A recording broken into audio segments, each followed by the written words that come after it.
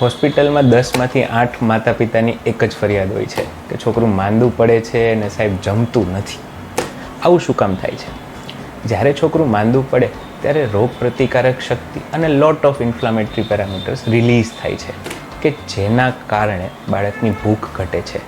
સાથે સાથે ક્યારેક ચેપ ગળામાં હોય છે, ક્યારેક પેટમાં હોય છે, તો એસિડ રિફ્લક્સ એટલે કે એસિડિટીનું પ્રમાણ વધારે હોય છે તો ખોરાક ભાવતું નથી. પણ તમારે ચિંતા કરવાની જરૂર નથી.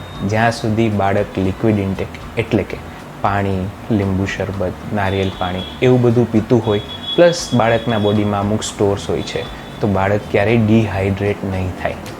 વાયરલ ઇન્ફેક્શન મોસ્ટલી આ સિઝનમાં જોવા મળતું હોય છે, તો એની આપણે ખાલી અને ખાલી સિમ્ટમેટિક સારવાર એટલે કે લક્ષણ પૂરતી સારવાર કરતા હોઈએ છીએ. 2 કે 4 દિવસમાં બીમારી આપમેળે ઠીક થઈ જતી હોય છે. પણ ક્યારેય આપણે ફોર્સ ફીડ કર્યું અને બાળકે ઉલટી કરી તો બાળકના મગજમાં એક હાવ ઘરી જાય છે, તો બાળક સાવ ખાવાનું બંધ કરી દે છે. અને આનાથી ક્યારેક નેગેટિવ ઇમ્પેક્ટ એવી પડે છે કે બાળક જ્યારે સાજું થાય પછી પણ મગજમાં એક એજ બીક કરેલી હોય છે, તો બાળક સાજું થયા પછી પણ પ્રોપર જમતું નથી. તો ક્યારેય બાળકને ફોર્સ ફીડ ના કરાય.